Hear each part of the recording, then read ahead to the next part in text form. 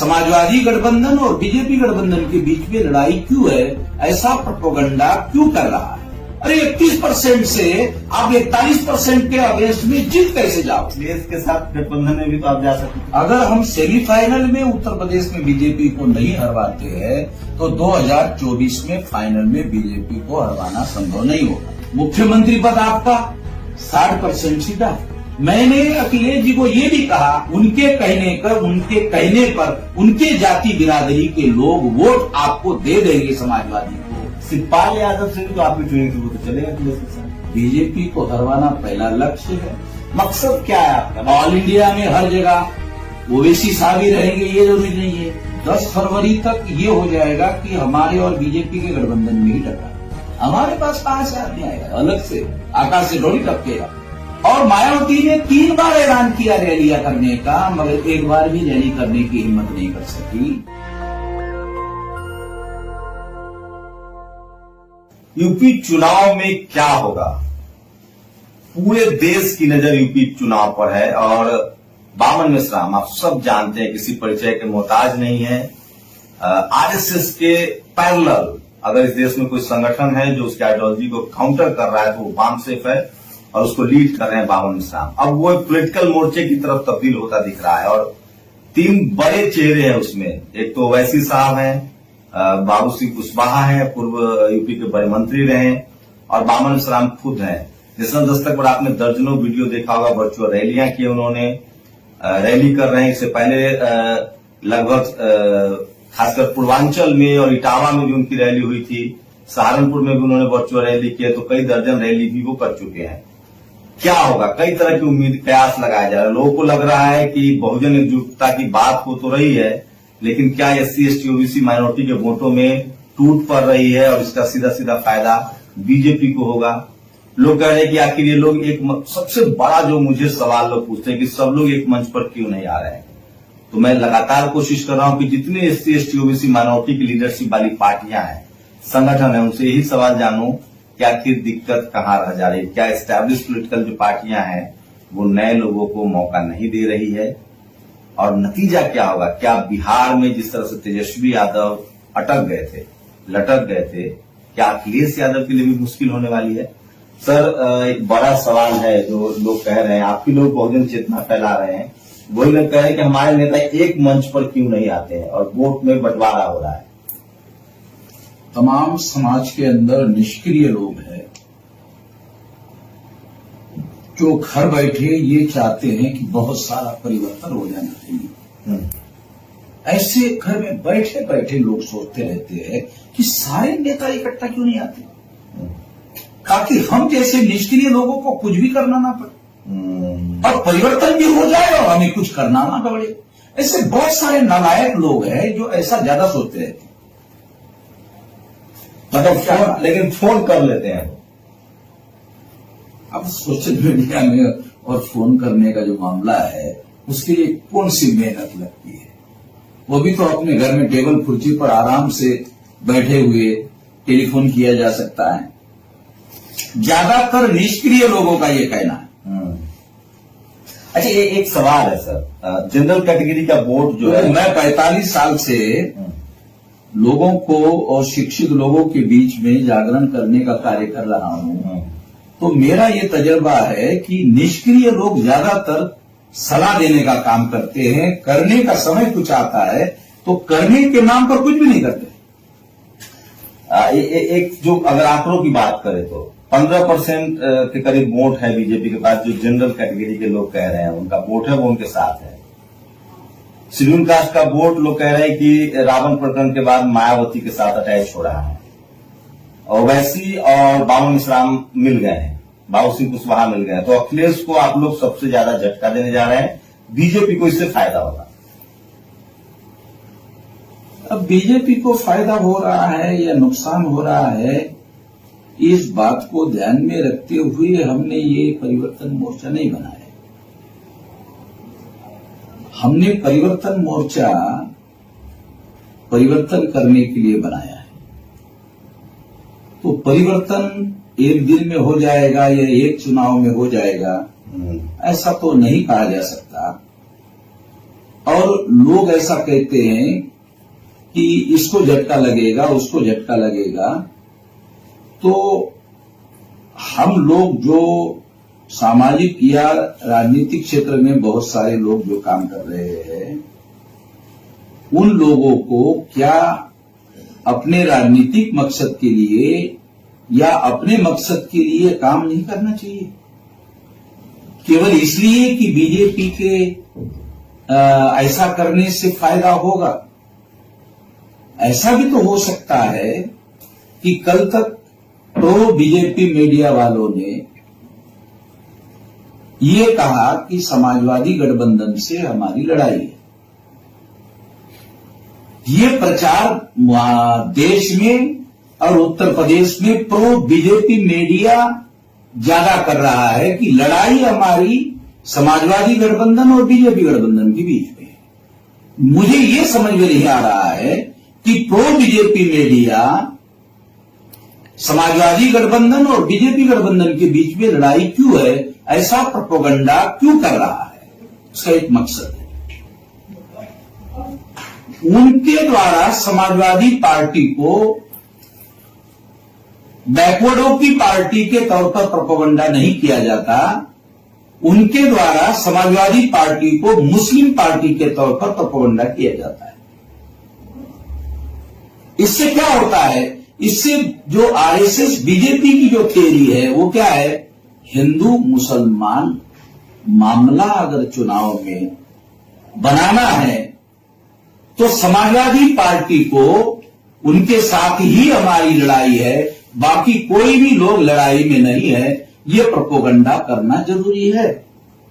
इसके लिए वो ऐसा प्रोपेगेंडा कर रहे हैं और इसकी वजह से ये सवाल पैदा हो गया कि अब समाजवादी पार्टी को नुकसान पहुंचाने का काम कर रहे हैं। जो प्रो बीजेपी मीडिया वालों ने एक प्रचार के द्वारा माहौल खड़ा किया, वो क्या कह रहे हैं? 31% वोट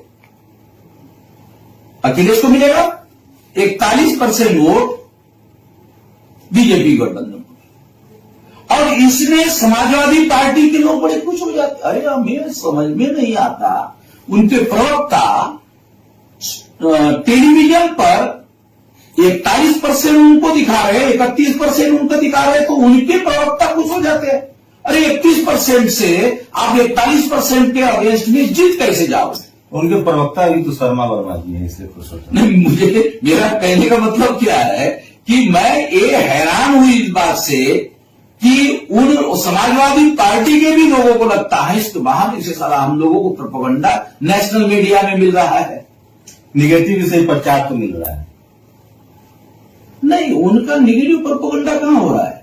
समाजवादी पार्टी के गठबंधन का निगेटिव प्रोपेगेंडा जो प्रो बीजेपी मीडिया है वो निगेटिव नहीं कर रहा है। वो क्या कह रहा है? दोनों के बीच में ही लड़ाई है, तो प्रो कर रहा है। समाजवादी प्रो मीडिया है। लोगों ने मुझसे कहा, निगेटिव कहां है? लोगों ने मुझ पर बहुत दबाव, ऐसा प्रोपेगेंडा करने की वजह से समाजवादी पार्टी के फेवर में वातावरण बनाने का काम निगेटिव कैसे है? तो मतलब मीडिया समाजवादी पार्टी को फेवर कर रहा है। समाजवादी पार्टी को फेवर करने के लिए वो ऐसा नहीं कर रहा है, बल्कि वो इसके लिए कर रहा है कि इससे हिंदू मुसलमान का मामला खड़ा किया जा सकता है। अच्छा, जो सपा पर मुझे बहुत सारे लोग का दबाव था कि आप माओ इस्लाम का इंटरव्यू नहीं ले। मैंने कहा मैं उनका भाषण चला रहा हूं, आप लोग सुनिए। तो मैं लखनऊ आया था, इसीलिए आया था कि आपसे मुलाकात हो। लोग कह रहे हैं कि क्या अखिलेश के साथ गठबंधन में भी तो आप जा सकते थे, क्योंकि वहां तो कोई लीडरशिप में सवाल नहीं है, या उस तरफ से पहल नहीं हुई? नहीं, उनकी तरफ से तो किसी प्रकार का कोई पहल नहीं की। आपने पहल की? हम मुलाकात करके आ गए। 6 महीने तक हमारी तरफ से बड़े मुस्लिम पर्सनल बोर्ड के बहुत बड़े मौलाना प्रयास कर रहे थे, उनको जवाब तक नहीं मिला, रिस्पॉन्स नहीं आया, जवाब भी नहीं मिला। फिर किसी तरह से एक बार मुलाकात हुई तो हम प्रपोजल देके आ गए थे, तो प्रपोजल का हाँ भी नहीं जवाब मिला, ना भी जवाब नहीं मिला। अच्छा, आपने कोशिश की? हाँ, कोशिश तो की है। शिवपाल यादव से क्यों कोशिश की हो? क्योंकि हम लोग पहले से ही इस ओपिनियन के थे कि हमारा एक ऑब्जेक्टिव ये है कि बीजेपी को उत्तर प्रदेश में हराया जाए सेमीफाइनल में। अगर हम सेमीफाइनल में उत्तर प्रदेश में बीजेपी को नहीं हरवाते हैं तो 2024 में फाइनल में बीजेपी को हरवाना संभव नहीं होगा। इसलिए हमारे तरफ से हमने पहल की। पहल जिनको मुख्यमंत्री, हम मैसेज भी दिया कि मुख्यमंत्री जिनको बनना है, जैसे मुलायम सिंह जी को मुख्यमंत्री बनना था तो वो काशीराम जी के पास गए थे।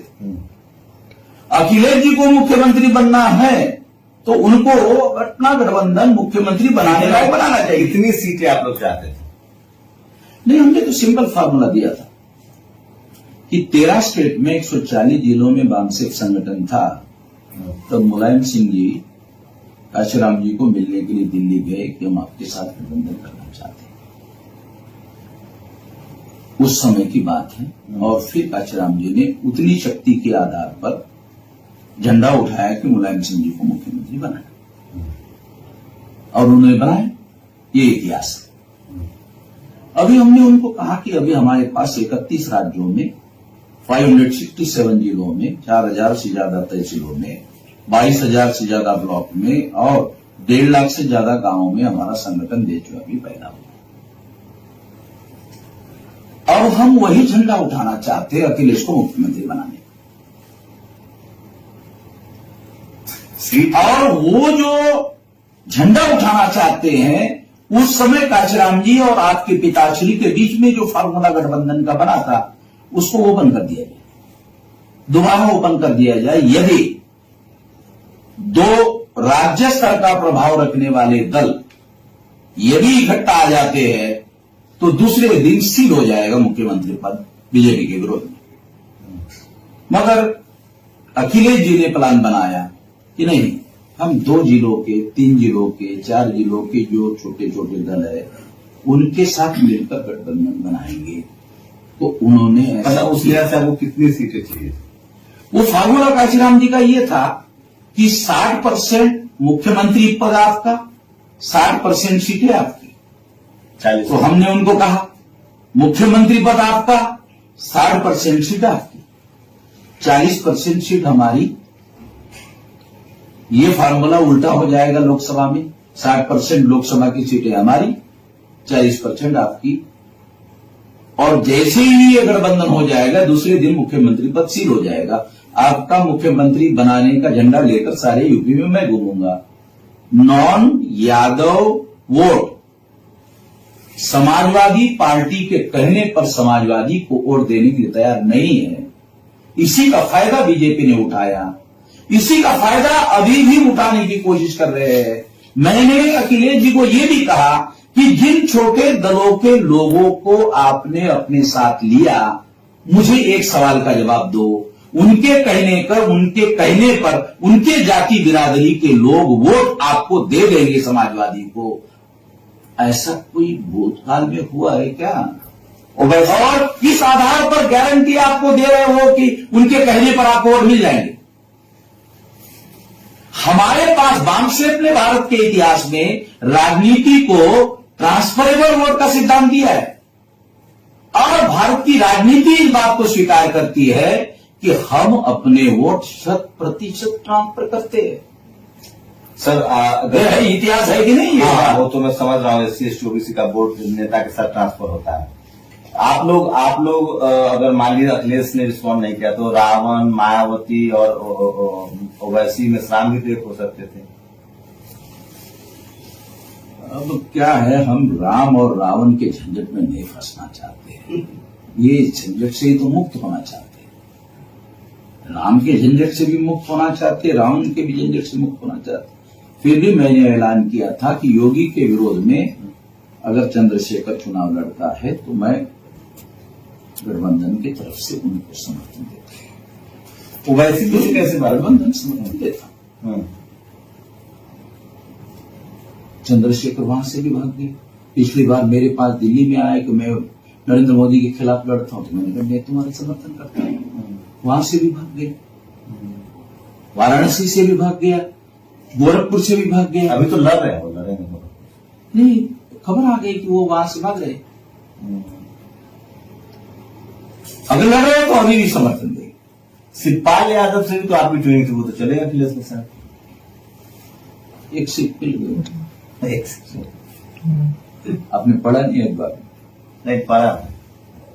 ओवैसी जी उनके भतीजे ने 2 सीट देने से भी इनकार किया।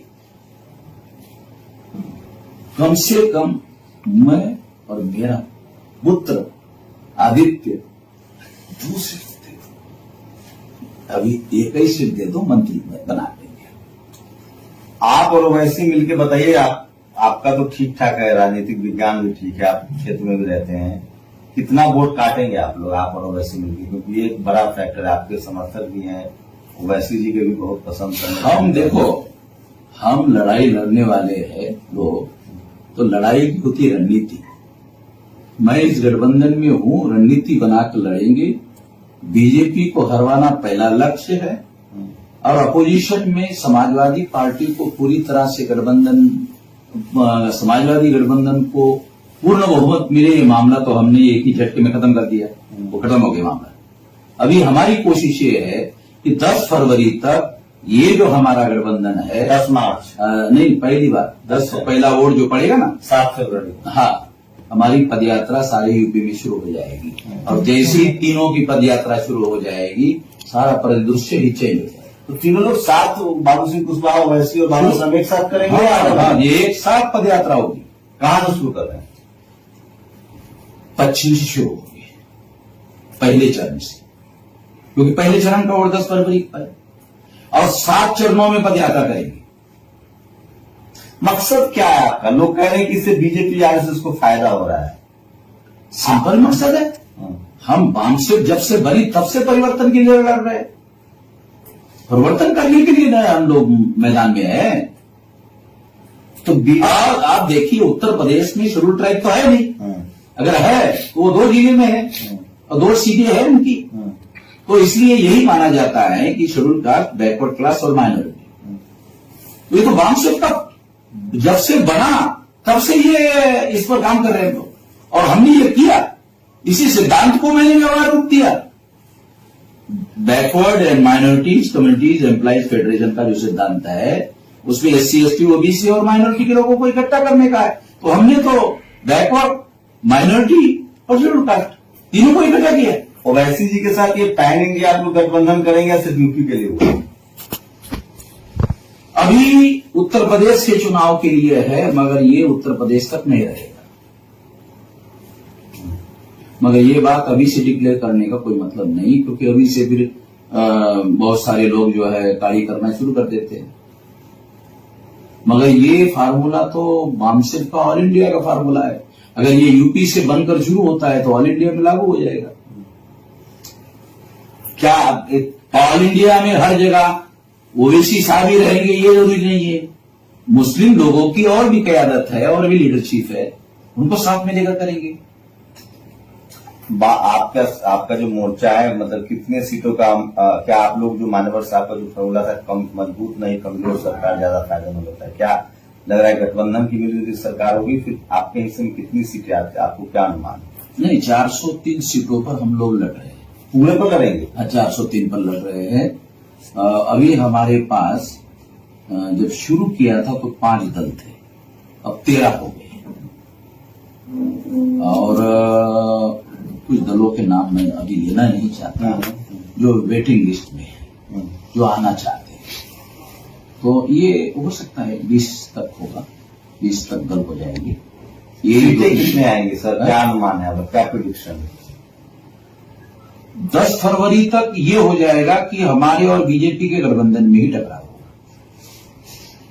सीटें बताइए, अनुमान। जैसे सीटों कैसे, जैसे फॉर एग्जांपल कि 19% मुसलमान है, 21% शेड्यूल कास्ट है, अगर ये दोनों को मिला तो 40% हो जाता है।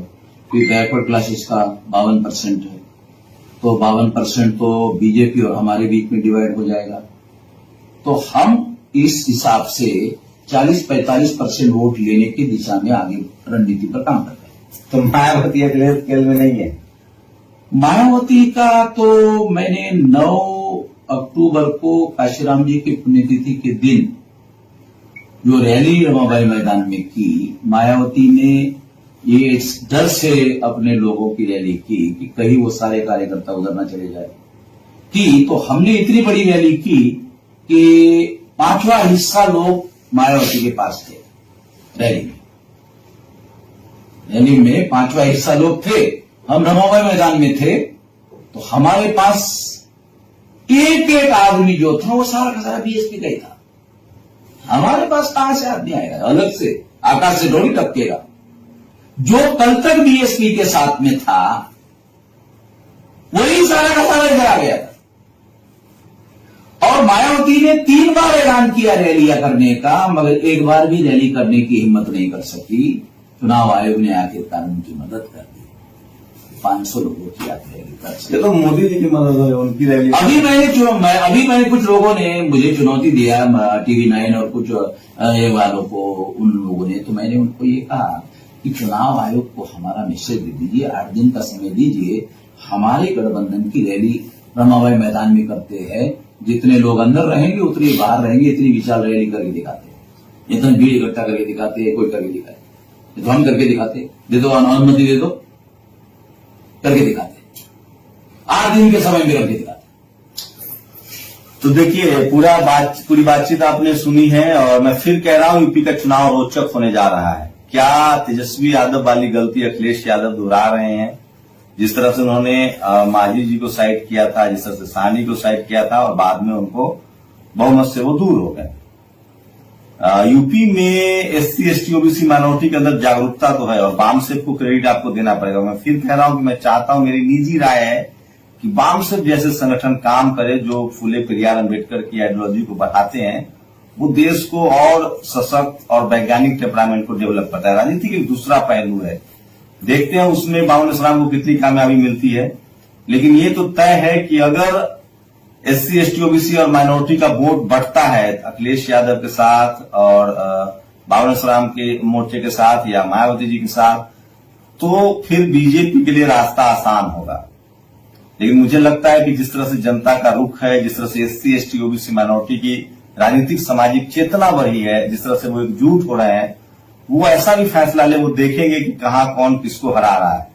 तो बहुत रोचक नतीजा होगा, और जैसा आपको दिख रहा है वैसा तो नहीं होगा कि एक तरफा हो जाए, लेकिन नतीजे बहुत रोचक होंगे। मान्यवर कांसीराम साहब की एक लाइन से खत्म करूंगा कि मजबूत नहीं मजबूर सरकार बहुजनों के पक्ष में होती है।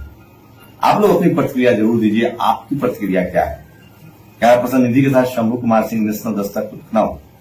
नेशनल दस्तक की आपसे गुजारिश है कि अगर इसको बचाना चाहते हैं तो नेशनल दस्तक को सब्सक्राइब करने के लिए रेड कलर के सब्सक्राइब बटन को दबाएं, फिर बेल आइकन की घंटी दबाएं।